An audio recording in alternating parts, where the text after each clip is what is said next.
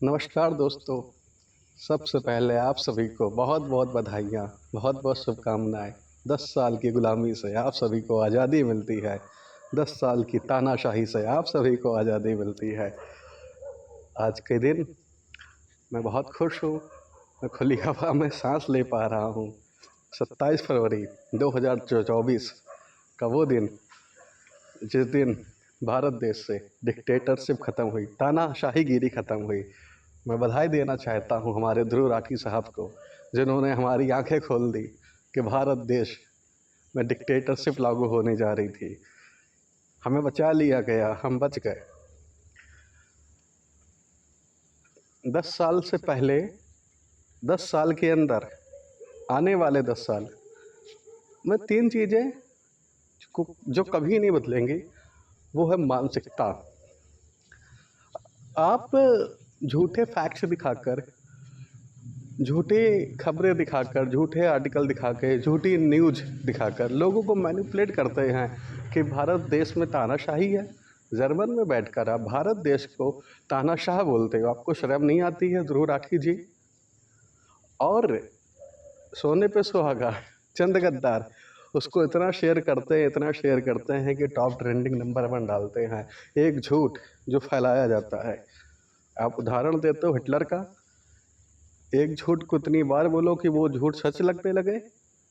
ध्रुव राठी जी, आपको ऐसा नहीं लगता कि ये झूठ आपने बोला है बार बार, जो लोगों को सच लगने लगा?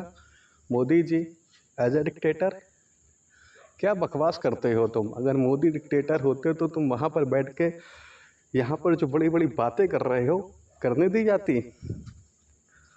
अगर मोदी जी डिक्टेटर होते, जो तुम्हारी वीडियो शेयर कर रहे हैं लाखों करोड़ों लोग, शेयर हो पाती?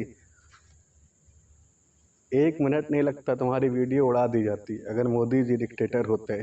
और भारत का हर वो गद्दार नागरिक जो खुद को देशभक्त बोल रहा है कि मोदी डिक्टेटर है। कहाँ से डिक्टेटर है मोदी? मोदी को डिक्टेटर बोल के तुम भारत के संविधान का मजाक उड़ा रहे हो। तुम भारत के संविधान,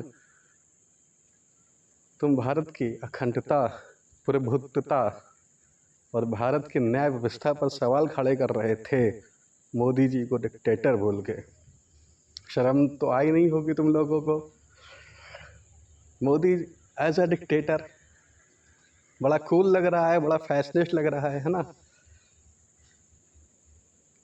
10 साल पहले बाहर से अटैक होता था और यहाँ पर हम लोग सिर्फ मोमबत्ती लेके टहला करते थे। मुंबई अटैक हो, दिल्ली अटैक हो, नासिक अटैक हो, कश्मीर अटैक हो, किसी का भी नाम ले लीजिए आप, भारतीय सेना इंतज़ार करती रहती थी कि साहब ऑर्डर देंगे। ऊपर से कोई ऑर्डर नहीं आता था। कश्मीर के पत्थरबाज पत्थर मारते थे। अगर रिप्लाई भारत की सेना ने कर दिया तो वहाँ पर क्या हो रहा है? वहाँ पे उनके मानव अधिकारों का हनन हो रहा है ना? वो पत्थर मार रहा है तो ठीक है, यहाँ से रिप्लाई गया तो मानव अधिकार। ये जो दोगलापन है, इस दोगलेपन की वजह से भारत जमाने से विकसित नहीं हुआ है, विकासशील है। और जब तक ऐसे दोगले गद्दार इस देश में रहेंगे तब तक ये विकासशील ही रहेगा। एक सोच को बदलने की ज़रूरत है। सोच क्या? आपका देश है भारत। भारत का इतिहास, भारत का इतिहास सबसे पुराना इतिहास है, सनातन संस्कृति से जुड़ा हुआ इतिहास है। इसको बाहर से लोग आए, आप 2000 2500 साल को गुलामी बोल देते हैं, भारत गुलाम देश रहा। क्या नॉनसेंस वाली बातें हैं? भारत का इतिहास करोड़ों साल पुराना है। अब करोड़ों साल के इतिहास में 1-2 साल अगर कोई बाहर से आ जाता है तो आप उसको ग्लोरीफाई करते हैं। मुगल 400-500 साल, अंग्रेज 100-200 साल, अब 700 साल। 700 साल से पहले क्या था? क्या भारत गुलाम था? भारत तो आज़ाद था। दूसरे देशों की अपेक्षा भारत कभी गुलाम नहीं रहा है। एक राजा जा रहा है, दूसरा राजा आ रहा है, इसमें किस बात की गुलामी है ना? अब बात करते हैं तानाशाही की। तानाशाह, तानाशाही क्या होती है पता है तुमको? आप नॉर्थ कोरिया में जाकर देखिए तानाशाहीगिरी क्या होती है। अब रशिया में, आप चाइना में देख सकते हैं तानाशाही क्या होती है। सरकार के खिलाफ एक फालतू बात आप करेंगे, आप ऑन द स्पॉट जेल में डाल दिए जाते हैं। देखो, मैं यहाँ पर कोई बीजेपी का स्पोक पर्सन नहीं हूँ, लेकिन मुझे उस वक्त बुरा लगता है जब कोई हमारे प्रधानमंत्री को तानाशाह बोलता है। मुझे नरेंद्र मोदी जी को मैं अच्छे प्रधानमंत्री या बुरे प्रधानमंत्री नहीं बता रहा हूँ, मैं सिर्फ प्रधानमंत्री की पोस्ट की बात कर रहा हूँ। उस पोस्ट की इज्जत करो। मनमोहन सिंह को आप एज अ पर्सन कुछ भी बोले, आप प्रधानमंत्री को कुछ नहीं बोल सकते हैं। और कहाँ गए वो बड़े बड़े पत्रकार, वो बड़े बड़े न्यूज़ एनालिटिक करने वाले?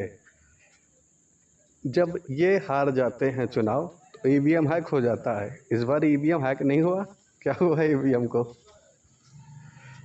जब आप हार जाएं तो ईवीएम हैक हो जाता है, जब आप जीत जाते हैं तो जनता का फैसला ये है एक्चुअली तानाशाहगिरी, ये है डिक्टेटरशिप। अपने सोच को बदलो, अपने विचारों को बदलो। आप एक अच्छा देश चाहते हैं, एक ऐसा देश जहाँ सब खुश रहें, है ना?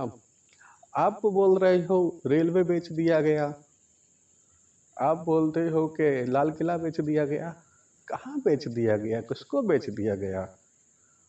आप अदानी का नाम लेंगे, आप दालमिया भारत का नाम लेंगे।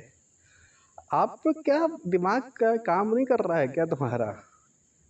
भारत की संपत्ति है वो, उसको कोई कैसे बेच सकता है? Just try to understand. एक घर में, एक परिवार में लोग रहते हैं, एक पिता के दो घर हैं, है ना? एक बच्चे को बाप ने दूसरे घर को रखवाली करने के लिए दे दिया, टेक केयर करने के लिए दे दिया। क्या बाप ने अपने बच्चे को वो घर बेच दिया? क्या बकवास कर दिया आपने? तो ना रेलवे आपका बिका है, ना आपका लाल किला बिका है। इन सब अफवाहों से आप दूर हटें, है ना? देश बेचने की बात हो जाती है कभी कभी। भारत आज का है, आज से देश बिक रहा है। अंग्रेज नहीं देश को बेच पाए, मुगल नहीं देश को बेच पाए।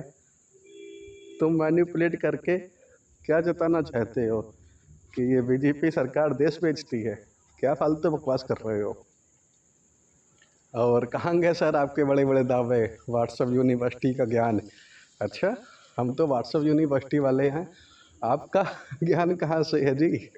ट्विटर यूनिवर्सिटी से आ रहा है, फेसबुक यूनिवर्सिटी से आ रहा है, मिंट यूनिवर्सिटी से आ रहा है, लेफ्टिस्ट यूनिवर्सिटी से आ रहा है। आपका ज्ञान कहाँ से आ रहा है सर? बड़ा आसान होता है किसी पर भी कुछ भी कमेंट कर देना, सरकार पर, इंडिविजुअल पॉलिटिशियन पर, किसी भी चीज़ पर आसान होता है बोलना। आज आप अपने घर पे बैठे हैं, अपने माता पिता के साथ बैठे हैं, आज आप कमा रहे हैं, रात को 2:30 बजे आप घर से बाहर निकल रहे हैं बिना